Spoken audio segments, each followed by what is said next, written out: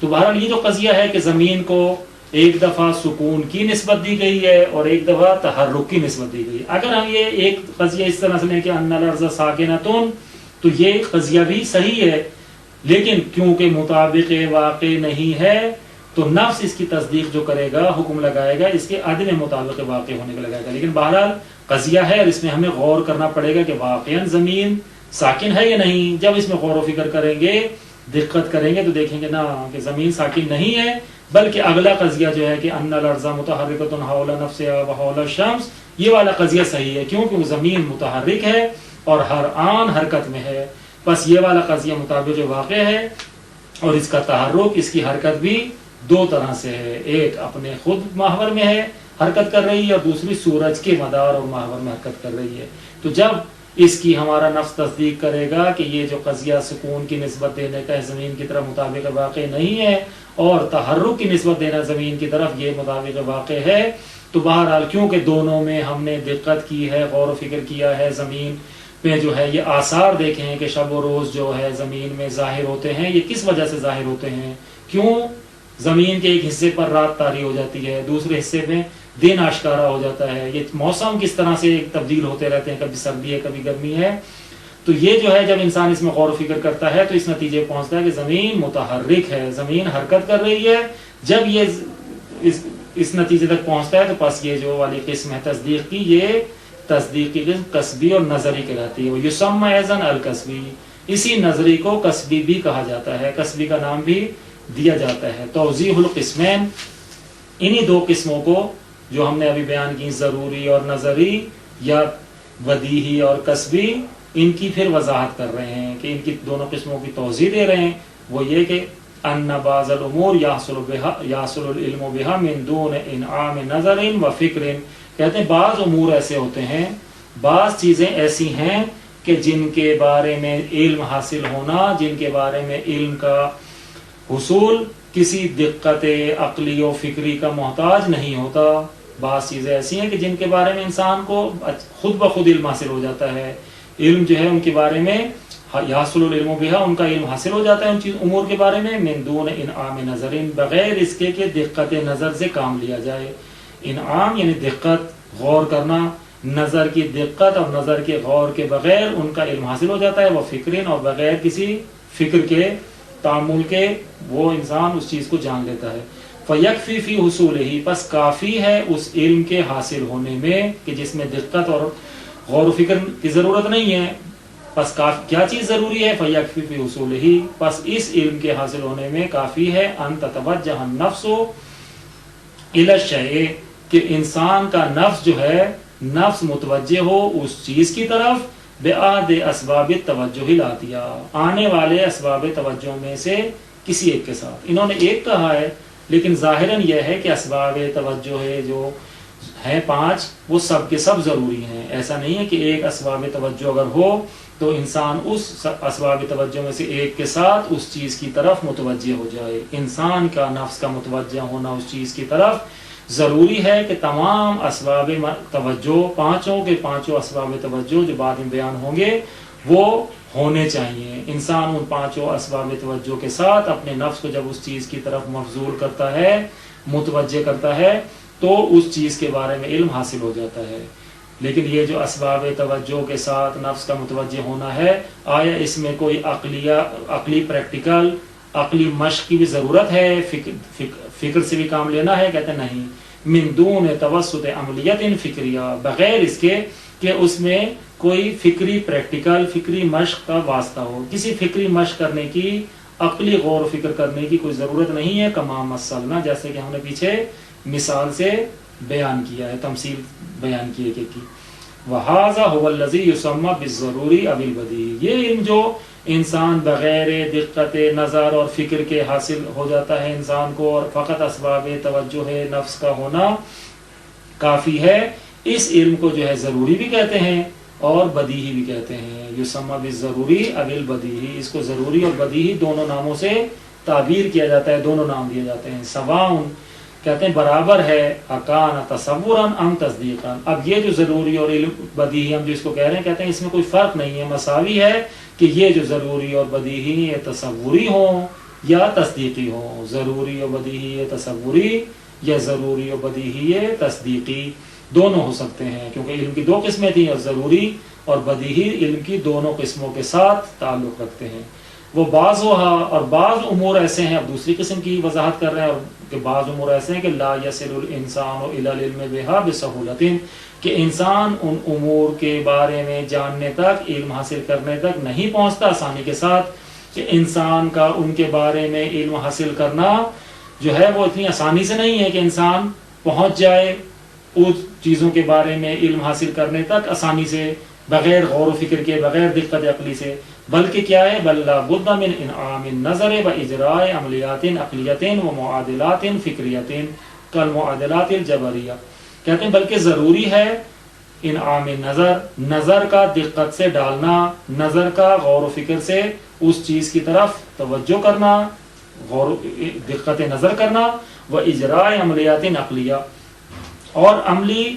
جو عقلی پریکٹیکل ہیں، عقلی مشقیں ہیں، ان کو جو ہے جاری کرنا، کہ عقلی جو مشق ہے اس میں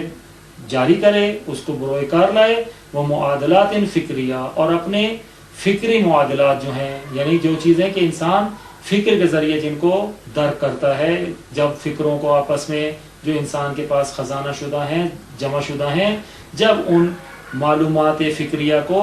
وہ جو معادلات فکری ہیں کہ جو انسان پہلے جن پر تسلط حاصل کر چکا ہے، جو انسان کے پاس خزانہ شدہ ہیں، ان فکری معادلات کو، ان فکری معلومات کو جب اکٹھا کرے گا، جمع کرے گا، تو پھر جو ہے ان تک پہنچے گا۔ کل معادلات الجبریہ، جیسے علم جبرہ کے معادلات ہیں، جو مشکل چیزیں ہیں ان تک پہنچنے کے لیے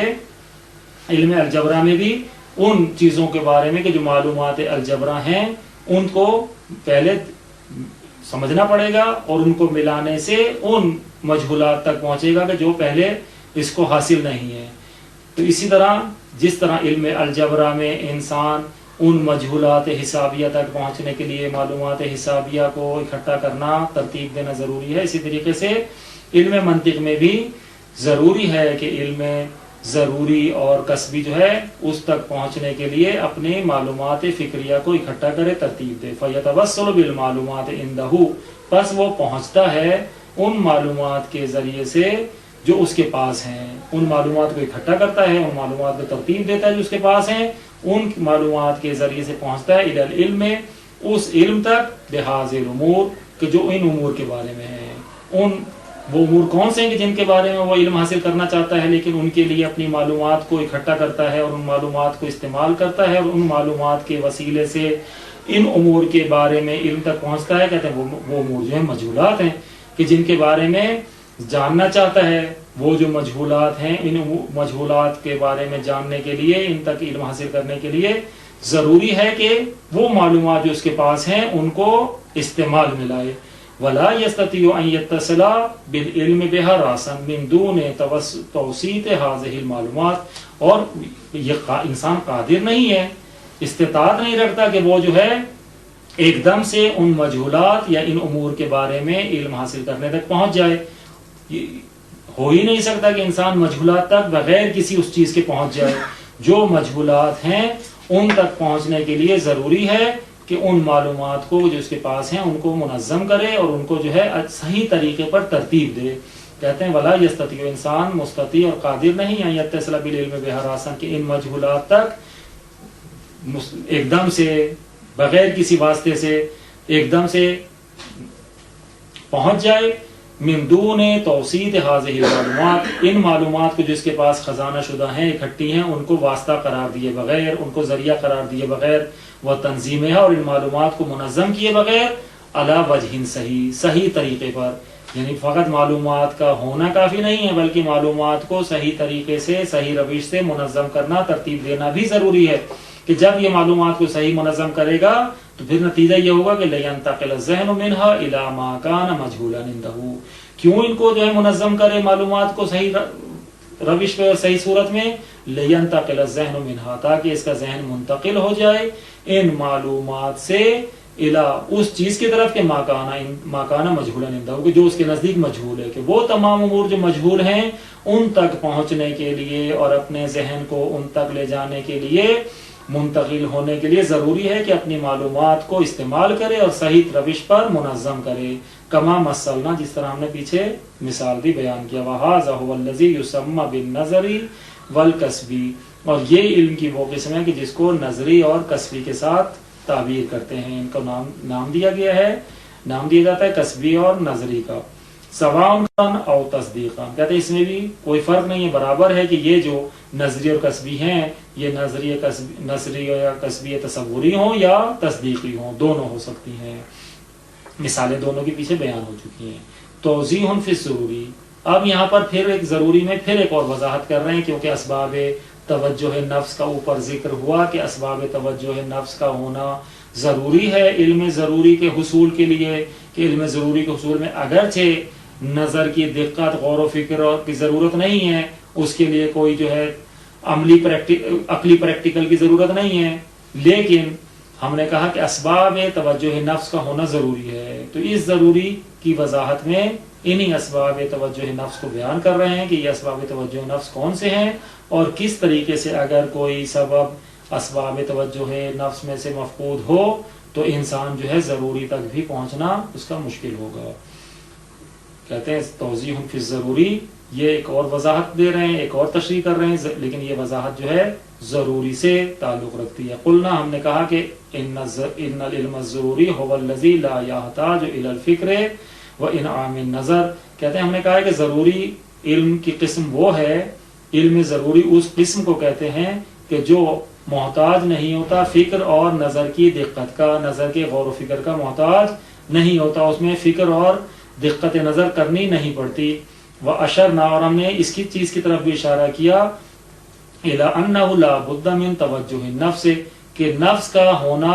متوجہ ضروری ہے، توجہ نفس کا ہونا ضروری ہے، بِأَحْدِ الْأَسْبَابِ التَّوَجُّهِ، اسباب توجہ میں سے کسی ایک کے ساتھ۔ یہاں بھی پھر ایک کی قید لگا رہے ہیں، ظاہراً یہ ایک کی قید لگانا، کیونکہ آگے جب ہم بیان کریں گے ہر ایک قسم کو تو یہ ساری چیزیں ہونی چاہیے، توجہ نفس کا ہونا تمام اسباب کے ساتھ ضروری ہے۔ وَهَذَا مَا يَحْتَاجُ إِلَىٰ بَعْضِ الْبَيَانِ، اور اس چیز کا بیان کہ یہ جو اسباب توجہ نفس جو ہیں یہ کون سے ہیں اور کس طریقے سے نفس کا متوجہ ہونا علم ضروری اور بدیہی کے حاصل ہونے کے لیے بھی ضروری ہے، یہ چیز کا جو بیان ہے وہ محتاج ہے کچھ بیان مزید توضیح کا، کچھ بیان کرنے کا، کہ تاکہ ہمیں اسباب منع توجہ نفس کو بھی بیان کر دیں۔ فَإِنَّ الشَّيْءَ، پس چیز جو ہے، کوئی بھی چیز، ہم کسی بھی چیز کے متعلق کہہ سکتے ہیں قد یکون بدیہیاً، کبھی وہ بدیہی ہوتی ہے، ولیکن یجہلہ الانسان، لیکن انسان اس بدیہی سے بھی جاہل ہوتا ہے۔ مثلا دن کا آشکارا ہونا، دن کا ظاہر ہونا ایک بدیہی چیز ہے، جیسے ہی انسان باہر نظر ڈالے گا فوراً اس کو معلوم ہو جائے گا کہ دن ہے یا رات ہے، لیکن جب تک انسان جو ہے کمرے میں ہے باہر نظر نہیں ڈال رہا، یا اگر سو کر ابھی اٹھا ہے، بیدار ہوا ہے اور ابھی اس نے باہر توجہ نہیں کی، اور اس سے اگر ہم پوچھیں کہ دن ہے یا رات، تو ممکن ہے کہ نیند سے بیداری کے فوراً بعد وہ یہ فیصلہ نہ کر سکے کہ یہ جو سویا تھا یہ دوپہر کو سویا تھا اور ابھی دن ہے، یا رات کو سویا تھا اور اب بیدار ہوا ہے دن ہے، یا ابھی رات ہی کو اٹھ گیا ہے اور ابھی نماز شب کا وقت ہے، صبح کا وقت، سحر سے پہلے کا وقت ہے اور ابھی شب ہے۔ تو ممکن ہے کہ انسان بدیہی چیز جو دن کا آشکارا ہونا ہے یا رات کا جو چھا جانا ہے، اس چیز سے بھی انسان ایک بدیہی چیز سے بھی جاہل ہو۔ کیوں؟ لفقد سبب توجہ نفس، کہ کوئی جو سبب کے توجہ کا جو سبب ہے وہ فاقد ہے۔ ممکن انسان بینائی نہ رکھتا ہو، آنکھیں نہ ہو کہ جس سے وہ یہ درک کر سکے کہ دن ہے یا رات، ممکن ہے اس قدر اس کی بینائی یعنی مفقود ہو، بینائی نہ رکھتا ہو کہ اصلا اس کو سایہ یا دن کا روشنی کا بھی احساس نہ ہو۔ تو اگر یہ جو سلامت حواس جو ہم بعد میں بیان کر رہے ہیں، اگر اس کے حواس سالم نہیں ہے، قوت باصرہ نہیں ہے، حصے بصر نہیں ہے، تو کیونکہ یہ سبب توجہ نفس اس سے فاقد ہے، تو لہٰذا یہ جو ہے انسان بدیہی چیز یعنی دن کے ہونے سے بھی جاہل ہو سکتا ہے، کہ یہ فیصلہ نہ کر سکے کہ دن ہے یا رات۔ تو یہ جو انسان کا جاہل ہونا ہے بدیہی چیز سے کیوں ہے؟ لفقد سبب توجہ نفس کے سبب جو توجہ نفس ہے وہ فاقد ہے، مفقود ہے، اس لیے نفس جو ہے متوجہ نہیں ہے اس بدیہی کی طرف۔ فلا یجب ان یکون الانسان عالما بجمیع البدیہیات، کہتے ہیں بس ضروری نہیں ہے، لازم نہیں ہے کہ انسان تمام کے تمام بدیہیات سے عالم ہو، تمام کی تمام بدیہیات سے آگاہ ہو، جاننے والا ہو، ضروری نہیں ہے۔ ممکن ہے جن بدیہیات کی طرف اس کا نفس متوجہ ہو چکا ہے ان بدیہیات کو اس نے درک کر لیا ہو، لیکن جن بدیہیات تک ابھی اس کا نفس متوجہ ہی نہیں ہوا، تو کیونکہ توجہ نفس ہی اس چیز کی طرف نہیں ہے تو وہ بدیہی چیز بھی ابھی اس کے علم میں نہیں آئی، لہذا اس چیز سے وہ ابھی لا علم ہے، جاہل ہے۔ ولا یضر ذلک ببداہۃ البدیہی، اب اگر یہ انسان جو ہے اس بدیہی کو نہیں جانتا تو آیا اس بدیہی کے بدیہی ہونے میں شک کریں، اس کو کہیں کہ بدیہی نہیں ہے کیونکہ انسان جو ہے اس کو نہیں جانتا؟ کہتے ہیں نا اس سے کچھ ضرر نہیں ہوتا کہ انسان اگر بدیہیات میں سے کچھ بدیہیات کو نہیں جانتا یا بہت سی بدیہیات کو نہیں جانتا تو اس سے بدیہی کی بداہت میں کوئی ضرر ہو۔ کہتے ہیں ولا یضر ذلک، اس سے کوئی ضرر نہیں ہے ببداہۃ البدیہی، بدیہی کے بدیہی ہونے میں، اس کے بداہت میں، اس کے آشکارا ہونے میں، وہ چیز روزے روشن کی طرح واضح ہے، آشکارا، لیکن کیونکہ یہ شخص جو ہے اس کی طرف متوجہ ہی نہیں ہے تو لہذا وہ بدیہی چیز بھی اس سے ابھی جاہل ہے اور وہ اس کے علم میں نہیں آئی ہے۔ وَيُمْكِنُ حَصْرُ أَسْبَابِ التَّوَجُّهِ فِي الْأُمُورِ التَّالِيَةِ، اور کہتے ہیں ممکن ہے کہ اسباب توجہ نفس کو ان امور پنجگانہ میں جو نیچے 5 بیان ہو رہے ہیں آنے والے ان 5 امور میں محصور کریں، یعنی اس کا مطلب ہے کہ ان امور کے علاوہ بھی توجہ نفس کے لیے چیزیں ہو سکتی ہیں، لیکن بہرحال جو چیزیں پیدا ہوئی ہیں اسباب توجہ نفس میں سے کہ نفس کا بدیہی کی طرف متوجہ ہونے کے لیے جن چیزوں کا ہونا ضروری ہے وہ فی الحال محصور ہیں، یعنی امکانی طور پر ہم ان کو 5 میں محصور کر رہے ہیں کہ یہ جو ہیں حصر ہو گئی ہیں، محصور ہیں ان 5 میں۔